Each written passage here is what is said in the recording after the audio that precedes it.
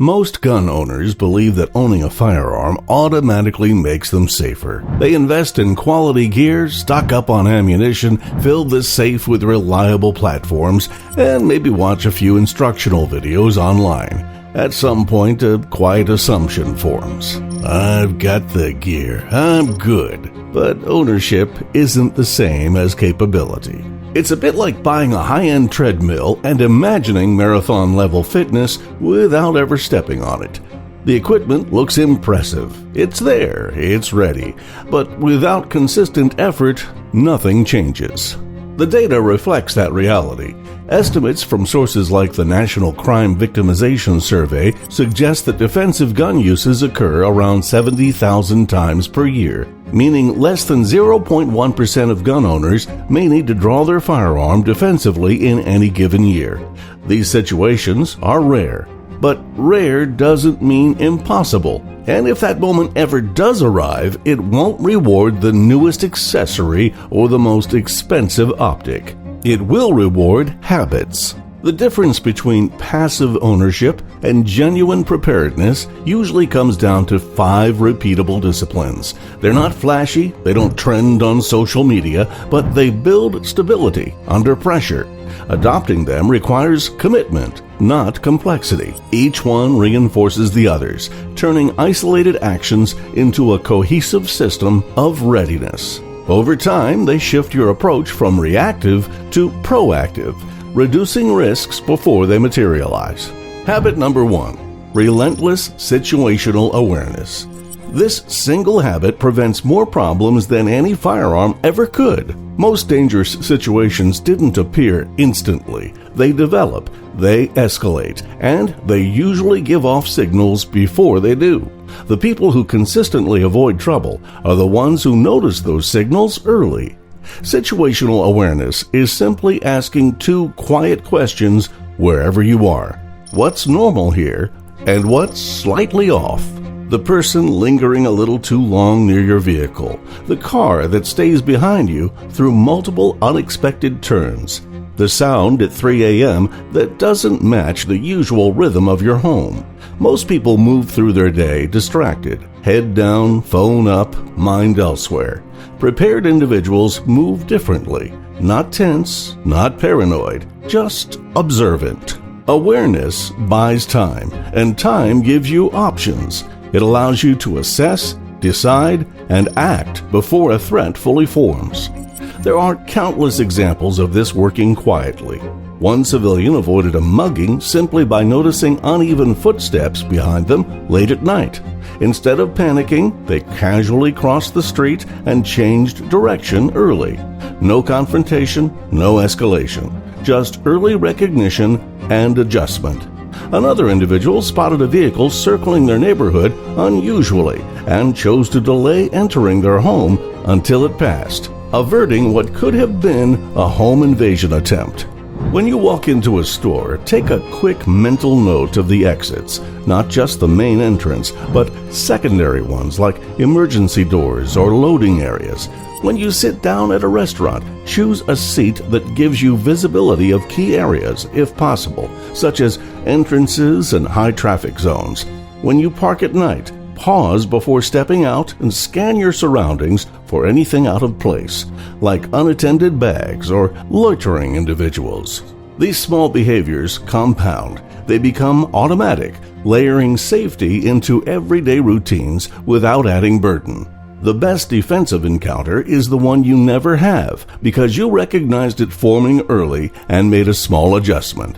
Habit number 2, consistent dry fire and live fire training. Under stress, you don't rise to expectations. You default to your level of training. When adrenaline spikes, heart rate increases, fine motor skills fade, vision narrows. If your only experience is slow, comfortable range sessions a few times a year, that's the performance level your body will default to.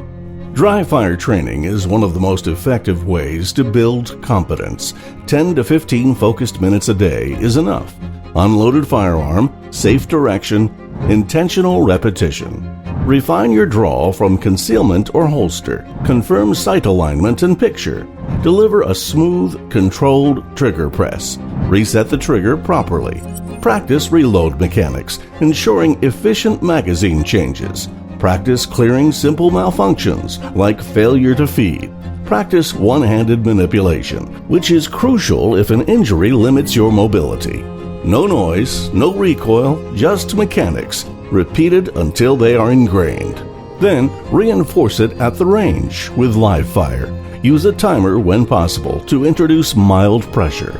Practice controlled movement if your range allows it, such as lateral steps or pivots. Work in low light conditions when safe and appropriate, using weapon-mounted lights or handhelds. Track your sessions. Keep a simple journal. Measure improvement over time. For example, reducing your consistent draw time from 2.5 seconds to 1.8 seconds over several weeks is measurable progress. Note environmental factors like clothing layers affecting draw speed and adjust accordingly. Small gains compound into confidence and reliability. The goal isn't speed for its own sake. It's smooth, repeatable execution under mild stress that translates to real scenarios. Consistency beats intensity. Survivors don't train occasionally. They train routinely, integrating it into their weekly schedule like any other essential task. Habit number 3, safe and responsible storage. This one isn't exciting, but it matters deeply. A firearm without discipline becomes a liability. Protecting your family includes protecting them from preventable accidents, unauthorized access, and poor decisions made during emotional moments. Firearms should be secured when not in use. For defensive setups, a quality quick access safe allows readiness while maintaining safety. Biometric or keypad options can provide access in seconds. Teach household members the 4 fundamental rules of gun safety during a calm family discussion, not during an argument, not in the middle of stress. Calm, clear, and intentional. Treat every firearm as loaded. Never point it at anything you're not willing to destroy. Keep your finger off the trigger until ready to fire. Know your target and what's beyond it. Review these rules periodically, perhaps quarterly, to ensure retention. If children are present, incorporate age-appropriate education, emphasizing curiosity without access. Security and readiness are not opposites. They're balanced through preparation. Store ammunition separately if needed, and verify locks function reliably. Practice safe retrieval so the process is familiar and steady, not rushed and chaotic. Time yourself occasionally in a controlled setting to build efficiency without compromising safety. Preparedness without responsibility introduces unnecessary risk. True capability includes restraint and foresight, preventing tragedies that stem from oversight. Habit number 4, malfunction mastery. Firearms are mechanical tools. Even reliable ones can experience issues. Dirt, worn parts, weak ammunition, or imperfect grip can cause problems. Under stress, a simple malfunction can feel overwhelming if you've never dealt with one before. That's why rehearsal matters. Practice tap and rack for basic feeding issues. Practice clearing more complex stoppages slowly and correctly before building speed, such as stripping the magazine and inspecting the chamber. Practice reloads from slide lock. Practice one-handed clearing in case your support hand is unavailable or injured. Add variation to your practice. Try clearing drills while wearing gloves to simulate cold weather or injury. Practice after light physical exertion, like jumping jacks, to mimic elevated heart rate. Simulate mild real-world friction so the mechanics remain smooth even when conditions aren't perfect, perhaps with intentionally under-lubricated firearms during sessions. Start slow to ensure proper technique.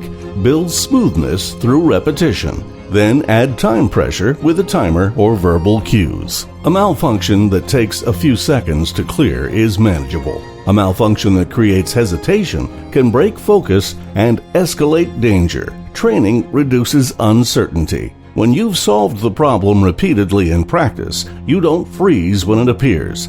This habit turns potential failures into brief interruptions, maintaining control. Habit number 5, mindset over equipment. This is the foundation beneath everything else. Prepared individuals accept reality without exaggerating it. Confrontations, when they occur, are fast. Stress changes perception. Adrenaline alters coordination and judgment. They also understand something equally important. Avoidance is preferable to engagement. De-escalation is preferable to escalation. Distance is preferable to conflict. A firearm is a last resort tool, not a substitute for judgment.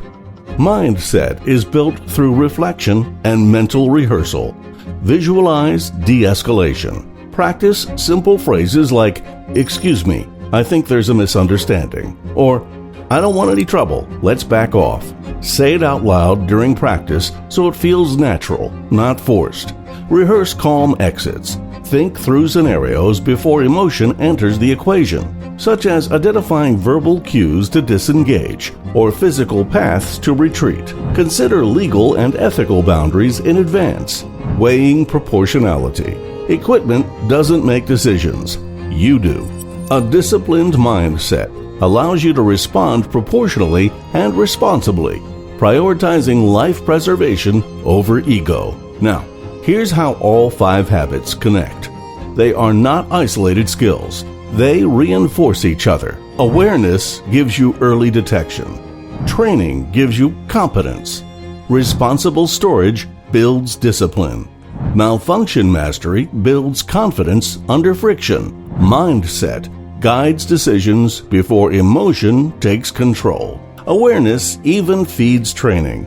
The situations you observe in daily life can inform your practice scenarios.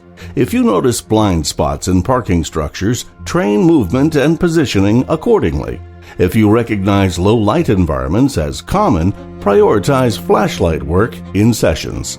Storage supports mindset by embedding responsibility into routines, reducing impulsive access.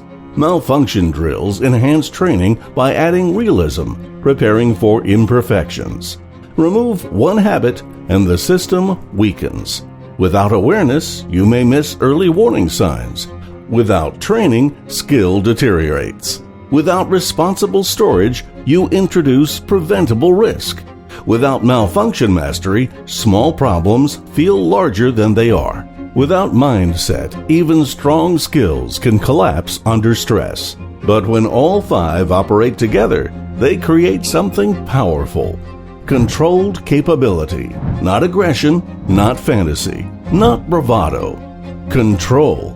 Preparedness isn't about looking dangerous. It's about being disciplined. Owning a firearm does not automatically make someone safer. Habits do. If you adopt even one of these disciplines and commit to it consistently, you move from passive ownership to active readiness. Over time, those small daily decisions change how you move through the world. More aware, more stable, more intentional. That's the difference. Now I want to hear from you. Which of these 5 habits are already part of your routine?